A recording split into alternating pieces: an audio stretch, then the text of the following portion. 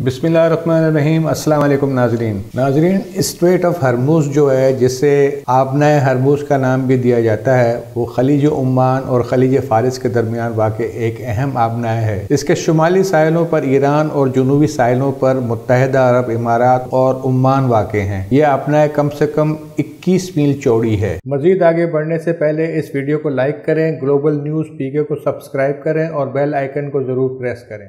गुज़िश्ता रोज़ ये हुआ कि अमेरिका ने अपनी दादागिरी करते हुए उस आबनाए के अंदर अपनी एटमी आबदोज दाखिल कर दी। अब आप ये देखिए कि आखिर अमेरिका ये क्यों कर रहा है। अमेरिका एक जंग का बहाना ढूंढ रहा है। उसे पता है कि ईरान जो है वो इस चीज़ को बर्दाश्त नहीं करता और वो जानबूझकर जो है ना वो इस तरह की हरकतें करता है कि आओ मैं तो आ गया हूँ तुम्हारे इलाके में, कुछ करना है तो करके दिखा दो। तो ईरान इसको काफ़ी अरसे से जो ना वो झेल रहा है और जो दूसरी रियासतें हैं जैसे मुत्तहिदा अरब इमारात है और ओमान है, तो वो तो वैसे ही अमेरिका के एलाए हैं, वो तो कुछ भी नहीं कहते। अब रह देकर एक ईरान ही रह जाता है और ज़्यादातर वो आबनाए हरमुज़ का इलाका जो है वो ईरान की तरफ ही आता। तो अब ये खामखा गुस्सा दिलाने वाली हरकतें करता है। आखिर वो ऐसा क्यों चाहता है? वो चाहता है कि ईरान कोई ना कोई जो है ना वो हरकत करे, उसके जो है ना वो सबमरीन के ऊपर कोई हमला करने की कोशिश करे, कुछ ना कुछ ऐसा हो जिससे उसको एक बहाना मिले